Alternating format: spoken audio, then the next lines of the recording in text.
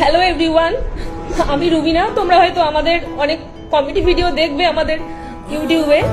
তো দেখো, আজকে যখন নতুন সরকার ক্ষমতায় এসেছে তাতে আমার কোনো আপত্তি নেই, আমাদের কোনো আপত্তি নেই। দেখো, মানুষ যখন পরিস্থিতির সাথে সাথে সব বদলে যায়, আর আজকে যে নতুন সরকার এসেছে তার জন্য আমাদের কোনো কষ্ট নেই। কিন্তু তা বলে বাড়িতে কেন এরকম করছে? আমার ছোট বাচ্চা আছে, বাচ্চা ঘুমাচ্ছিল, প্রচুর পরিমাণে ভাঙচুর।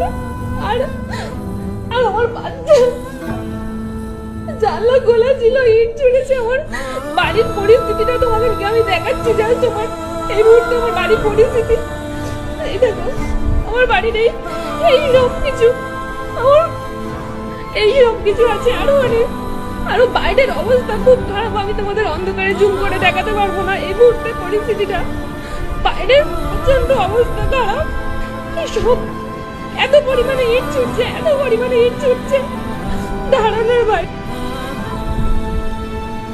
তো জানি না, এখন সবে মাত্র হয়তো 9টা বাজে, 9:44। এই অবস্থা আমার বাড়িতে। আমার হাজবেন্ড নেই, হাজবেন্ড ইলেকশন ডিউটিতে আছে, এখনো বাড়ি ফেরেনি। ফোন সুইচ অফ, আমরা ফোন করতে পারছি না। তার উপরে আমরা বাড়িতে দুটো মাত্র নিয়ে, বাচ্চা নিয়ে এই অবস্থা। জানলা খোলা ছিল, জানলা থেকে অত্যন্ত ইট ছেড়েছে। আমার বাচ্চা আর একটু হলেই হয়তো বাচ্চার ক্ষতি হয়ে যেত। দেখো, আমরা বারুইপুরের বাসিন্দা, আমরা কোনো সময় ধর্ম নিয়ে কোনো বিভেদ করিনি। ইভেন আমাদেরও প্রচুর হিন্দু ফ্রেন্ড সার্কেল আছে। তো আমাদের যা হয় হোক, কিন্তু আমার ছোট বাচ্চাটা প্রায় 40 জন মতো এসেছিল বাড়িতে। আর সে বাজে বাজে ভাষা, গালাগালি, সে গালাগালি শেষ নেই। তো আমি জানি না এই মুহূর্তে আমি কি করবো। আমার কাছে যেহেতু আমার ফোন চুরি হয়ে যাওয়ার কারণে আমার কাছে আমার যারা রিলেটিভস আছে কারোর ফোন নাম্বার নেই। আমার কিছু করারও নেই। আমার হাজবেন্ড আজকে ফিরতে পারবো না।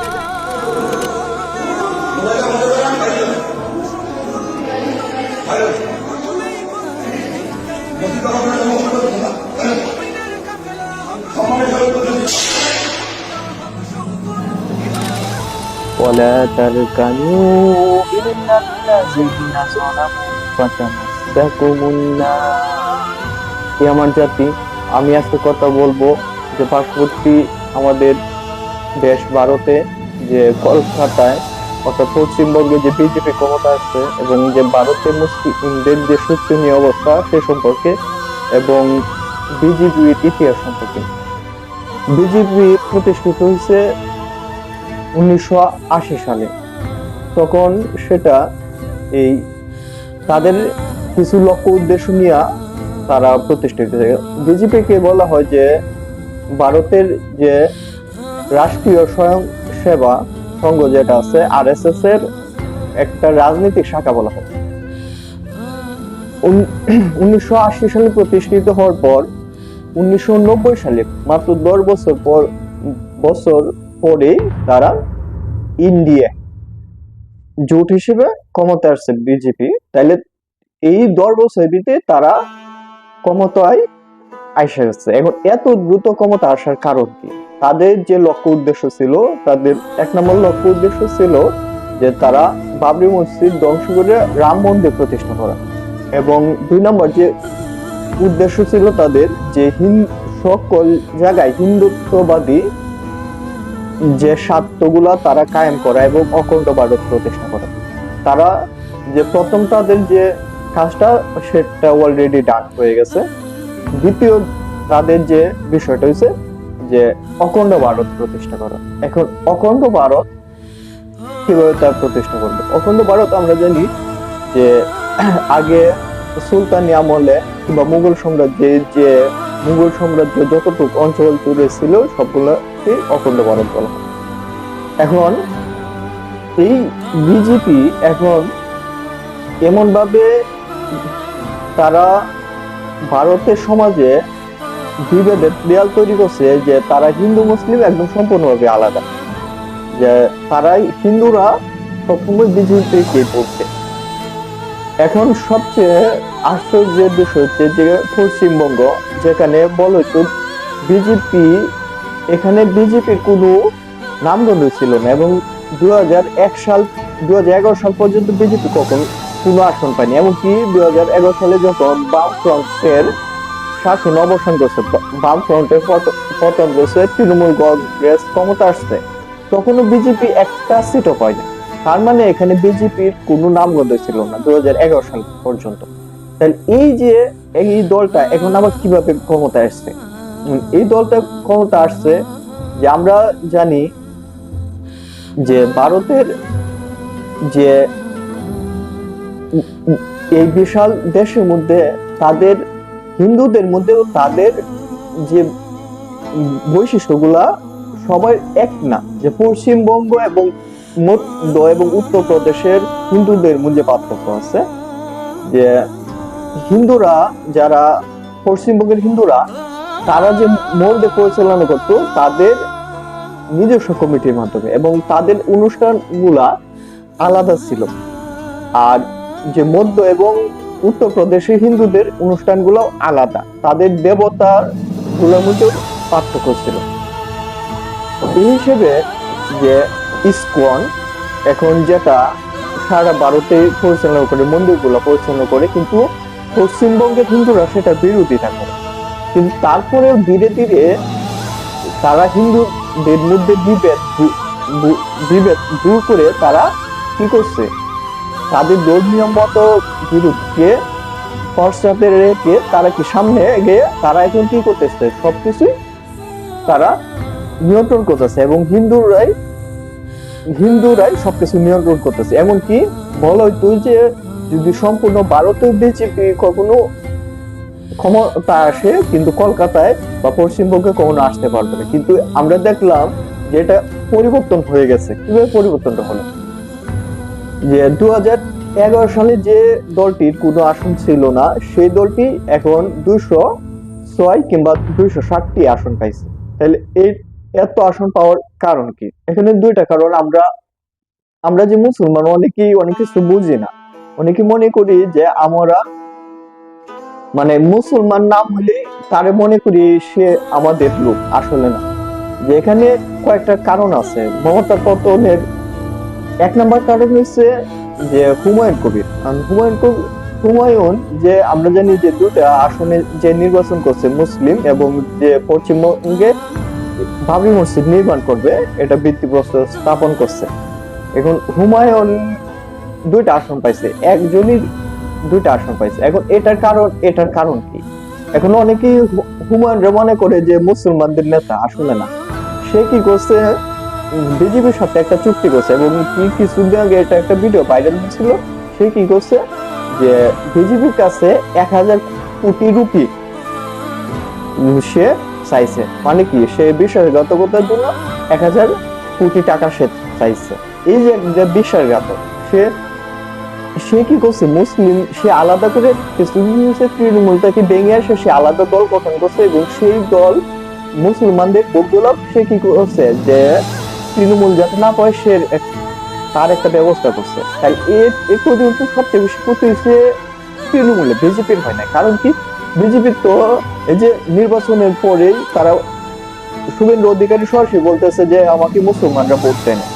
তাহলে তারা মুসলমানদের ভোট নিয়ে তাদের কোনো সংশয় নাই। তাদের একটা লক্ষ্য ছিল যে মুসলমানের ভোটগুলো যাতে এক জায়গায় না পড়ে, তাদের কথা ছিল তৃণমূলে যাতে না পড়ে। এখানে হুমায়ুন রেড্ডি নতুন একটা দল গঠন করেছে যাতে মুসলিম এর ভোটগুলো তৃণমূল থেকে কিছু হলে সরে যায়। এটা হচ্ছে 1 নম্বর কারণ। 2 নম্বর কারণ যে বিজেপির যে গঠন আছে, সেই গঠনের মধ্যে তারা সবসময় সাম্প্রদায়িকতা, মানে তারা সবসময় হিন্দুদের এবং মুসলমানদেরকে আলাদা করে রাখে। এমনকি নির্বাচনের পরে বলা হইতেছে প্রত্যেক হিন্দুদের ঘরে ঘরের সামনে 10 লাগানোর কথা। মানে কি, মুসলমানদেরকে তারা আলাদা করে দিতেছে। এটা হচ্ছে ডিভাইড এন্ড রুল পলিসি। তারা এই ব্রিটিশদের এই পদ্ধতি তারা অনুসরণ করতেছে, ভাগ করো এবং শাসন করো। তাহলে এই 3 নম্বর কারণ হচ্ছে যে রাষ্ট্রীয় শক্তিকে ব্যবহার করা। এখানে বিজেপি, যেহেতু এখানে বিজেপির ক্ষমতায় আসা খুবই অকল্পনীয় ছিল, এটা একটা আশ্চর্যজনক বিষয় ছিল যে দলটা 2011 সাল পর্যন্ত কোনো আসন পেয়েছে সেই দলটা আবার কিভাবে ক্ষমতা আসে এবং কিভাবে পশ্চিমবঙ্গ আসে। এর পিছনে সবচেয়ে বেশি কলকাঠিন্যাস হয়েছে রাষ্ট্রীয় প্রতিষ্ঠানগুলো এবং কি যে নির্বাচন কমিশন তারাও কি করছে যে আমরা যে মিডিয়ায় দেখছি, মিডিয়ায় যে সময় নির্বাচন চলমান ছিল তখন দেখা গেছে কিছু সিটের মধ্যে দেখা গেছিল, অনেক চ্যানেলে দেখেছিল যে বিজেপি পাইছে 119টার মতো, 117টার মতো, তৃণমূল পাইছে 103টার মতো, এরকম ছিল, মানে এরকম হইতেছিল। কিন্তু হঠাৎ করে তৃণমূলের সিট কমে গেছে এবং বিজেপির সিট কি বেড়ে গেছে। তৃণমূল কি এখন 80-এর উপরে সিট পাইছে, 100 নিচে নামায়া ফেলছে। এটা হচ্ছে সবটা কিছু হয়েছে নির্বাচন কমিশনের মাধ্যমে এবং যে কেন্দ্রীয় কমিটি, কেন্দ্রীয় যে তাদের শক্তি আছে, কেন্দ্রীয় শক্তি ব্যবহার করে তারা নির্বাচনটারে কি করছে, এই তারা 100 মতো আসনকে তারা কি করছে পাল্টাইয়া দিছে। মানে কি তৃণমূলের 100 মতো আসন বিজেপি কে দেয়া দিছে। এটা এটা সম্পর্কে মমতা বন্দ্যোপাধ্যায় তিনি সংবাদ সম্মেলন করে বলছে যে তাদের 100 মতো আসন, এমনকি 100 অধিক আসন তারা কি করছে বিজেপি কে দিয়ে দিছে। এই এটা হচ্ছে বর্তমান ব্যবস্থা। এই ব্যবস্থা থেকে আমরা বুঝতে পারি যে নির্বাচন নামে যে ধোঁকা মানুষদেরকে দেওয়া হয়, এই নির্বাচন কখনোই আসলে যে কথা বলা হয় যে মেজরিটি, এই মেজরিটি কখনোই বহন করে না। কি করে আমরা যদি পাকিস্তানেও দেখি যে নির্বাচনের ক্ষেত্রে সেখানে মেজরিটি ভোট ইমরান খানে পাইছিল, কিন্তু কি তারা কি করছে, তারা পাকিস্তান পিপলস পার্টি এবং পাকিস্তান মুসলিম লীগের ক্ষমতা দিচ্ছে। তেমনি ভাবে যে মিশরে মুসলিম ব্রাদারহুড তারা মেজরিটি পাইছিল, তারপরেও তারা টিকতে পারে না। তেমনি ভাবে আন্না হাদা তিউনিসিয়া মেজরিটি পাইছিল, তারপর তারা টিকতে পারে না। তারা আসলে এইখানে মেজরিটি আর মাইনরিটি বলতে কথা নেই, এটা হচ্ছে একটা বৈশ্বিক রাজনৈতিক ব্যবস্থা। এই রাজনীতি ব্যবস্থা যদি আপনি না বুঝেন, জিওপলিটিক্স যদি আপনি না বুঝেন, তাহলে আমাদের যে সমস্যা সেই কিভাবে সমাধান করবে সেটা বুঝতে পারবেন না। যে এখন আমরা অনেকেই স্বপ্ন দেখি যে নির্বাচনের মাধ্যমে মেজরিটি পাওয়া যায় এবং এটার মাধ্যমে এখন ইসলাম কায়েম হবে, এটা কোনোভাবে সম্ভব না। আপনারা দেখতেছি যেগুলো নির্বাচন হচ্ছে একটা ফাও কথা, এটা হচ্ছে একটা জঘন্যত মিথ্যাচার। যে নির্বাচন জনগণের অধিকার, জনগণ সকল ক্ষমতা, এগুলো একদম মিথ্যাচার। সবকিছুই আসলে নিয়ন্ত্রণ করে যারা যার মুল্লুক তার, মানে যারা হাতে ক্ষমতা তারাই সবকিছু পরিচালনা করে। আপনারা যদি দেখেন অধিকাংশ মুসলিম দেশকে নিয়ন্ত্রণ করে যে পশ্চিমারা, এবং প্রত্যেক মুসলিম দেশের জনগণরা তাদের সরকারের কাছে তারা জিম্মি। তারপর বিজেপি আরেকটা যেটা করে সেটা অন্যান্য প্রদেশে করছে, সেটা হচ্ছে যে তারা ভোটার তালিকা থেকে বিরোধী দলে ভোটারদের বাদ দিয়ে দেয়। এটা তারা এবারও পশ্চিমবঙ্গে করছে। এখানে প্রায় 90 লাখের উপরে, প্রায় 1 কোটি কাছাকাছি ভোটারকে তারা বাদ দিচ্ছে, যারা হচ্ছে তৃণমূলের সমর্থক ছিল। এখন তারা এইভাবে আসনগুলোতে এইভাবে বিন্যাস করে তৃণমূলের ভোটার গুলাকে বাদ দিচ্ছে এবং এই 1 কোটি ভোটারের মধ্যে প্রায় 60% উপর মুসলিমরা। এবং আপনারা এখন জানেন যে ভারতের পশ্চিমবঙ্গের সব জায়গায় মুসলমানদেরকে অত্যাচার করা হইতেছে। এখন আমাদের দেশে মুসলমানদের অত্যাচার করা হলে ভারতে তারা কি নিন্দা জানায়, তারা বিক্ষোভ মিছিল করে। এখন যে ভারতে যে প্রতিনিয়ত এই বছর পর বছর ধরে মুসলমানদেরকে অত্যাচার করতেছে, এটা মিডিয়ায়, মেইনস্ট্রিম মিডিয়া এটা কম প্রচার করে। এখন ভারতে যেরকম বাংলাদেশে যদি কোনো কিছু হয় তখন বলে যে ভারতে হিন্দুদের উপর অত্যাচার করা হইতেছে, কিন্তু বাংলাদেশের মেইনস্ট্রিম মিডিয়া গুলো বলতেছে তৃণমূল কর্মী নিহত হয়েছে। এখন তৃণমূল কর্মীর যে নাম কি সেটা বলে না, মানে সে কি মুসলমান না হিন্দু এটা বলে না। মানে মূল কথা হয়েছে আমাদের মেইনস্ট্রিম মিডিয়া গুলো হয়েছে এই ভারতেরই দালাল তারা। তারপর হয়েছে এই এখন যে অবস্থা চলছে যে ভারতের কেন্দ্রীয় সরকার তারা কি করছে, যে তারা বলতেছে যে বাংলাদেশ থেকে অবৈধ অনুপ্রবেশকারীরা ভারতে প্রবেশ করছে এবং তাদেরকে বাংলাদেশে ফেরত পাঠানো হবে। এখন দেখেন এই যে শুরু হয়েছে, যেভাবে মায়ানমার থেকে রোহিঙ্গাদের বাংলাদেশে পাঠানো হয়েছিল, এখন এই ভারতে যারা শত শত বছর ধরে থাকতেছে তাদেরকেও বলা হইতেছে তারা অনুপ্রবেশকারী বাংলাদেশে। এখন আমরা তো জানি যে যে কোন পৃথিবীর যে কোনো দেশে 15-20 বছর, 30 বছর, 40 বছর, এটা তো অনেক সময়। এর আগে কি করা, কেউ থাকলে নাগরিকত্ব দেওয়া বা সে দেশের নাগরিক হিসেবে নাগরিক হয়ে যায়। কিন্তু এটা হচ্ছে তাদের একটা প্রতারণার ফাঁদ। এখানে আসলে তারা মুসলমানদেরকে অত্যাচার করবে, ওটা হচ্ছে তাদের মূল বিষয়। আর এর মাধ্যমে যে আমরা জানি বিজেপির যে বর্তমান অবস্থা, যে ভারতের যে অর্থনৈতিক এবং সামাজিক অবস্থা খুবই শোচনীয় অবস্থা। সেখানে কোটি কোটি স্টুডেন্ট হচ্ছে বেকার, সেখানে বেকারত্বের হার খুব বেশি এবং দারিদ্রতাও চরম পর্যায়ে। এবং কি ভারতে অনেক প্রদেশ আছে যেখানে যে দারিদ্রতার হার অনেক নিম্নে। এখন বিজেপি সেগুলা আড়াল করার জন্যই তারা হিন্দু মুসলিম নামে দুইটা পর্দা তারা তৈরি করছে। একদিকে তারা এগুলো বলতেছে যে আমরা হিন্দুদেরকে রক্ষা করি, আসলে তাদের যে রাজনৈতিক উদ্দেশ্য, তারা যে বারবার নির্বাচনে জড়িতে পারে, এই কারণে তারা এই কাজটা করতেছে। কারণ আমরাও অনেকে চিন্তা করি যে আমাদের এখন কি করা উচিত। আমাদের এই বিষয়ে নির্দেশনা আরো 1400 বছর আগে দেওয়া হয়েছে। রাসূলুল্লাহ সাল্লাল্লাহু আলাইহি ওয়াসাল্লাম বলে গেছে যে হিন্দুস্তানে একটা যুদ্ধ হবে, যে গাজওয়াতুল হিন্দ, এবং শেষ পর্যায়ে মুসলমানরা জয় হবে। আমাদের কোনো দুশ্চিন্তার দরকার নেই, তবে আমাদের প্রয়োজন একটাই, যে আমরা যেন সত্যের পথে, কোরআন সুন্নাহর পথে আসতে পারি, আমরা গণতন্ত্র থেকে যেন বের হয়ে আসতে পারি। তাহলে আমরা আমাদের সফলতায় আসতে পারবো। এবং আমরা যাতে ইসলামের যে ভিত্তি গাজওয়াতুল হিন্দ, এখানে বলা হয়েছে হিন্দুস্তানের যুদ্ধ, এবং এখানে জিহাদের কথা বলতে হয়েছে, আমরা যেন জিহাদের পতাকা তুলে আসতে পারি, এটা হচ্ছে আমাদের কাম্য। আর যারা গণতন্ত্র চেষ্টা করতেছে তারা দেখুক যে এইভাবে সারা বিশ্বব্যাপী মুসলমানদেরকে ধোঁকা দেওয়া হইতেছে গণতন্ত্রের নামে। এখানে প্রত্যেকটা দেখেন, আপনার প্রায় অধিকাংশ মুসলিম দেশে আপনার নির্বাচন নামে তামাশা করা হয়। তারা পশ্চিমাদের পাঁচাটা গোলামকেই তারা ক্ষমতা রাখে এবং মুসলমানদেরকে তারা জিম্মি করে রাখে নিজেদের দেশে।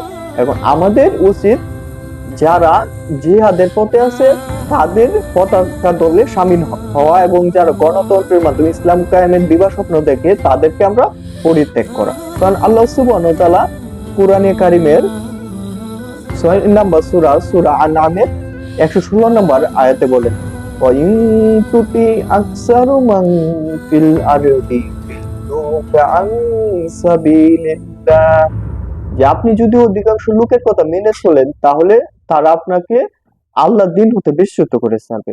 এখানে আল্লাহ সুবহানাহু ওয়া তাআলা তার নবীকে বলতেছে, আপনি যদি অধিকাংশ লোকের কথা মেনে চলেন তাহলে তারা আপনাকে আল্লাহর দিন হতে বিচ্যুত করে ছাড়বে। তাহলে এই যে অধিকাংশ লোকের কথা, মেজরিটি পার্সেন্ট ভোট দিলে আমরা জানি সে নির্বাচিত, এই ব্যবস্থাকে আল্লাহ সুবহানাহু ওয়া তাআলা কি করছে, এটা যারা মানবে তারা দিন হতে বিচ্যুত হয়ে যাবে।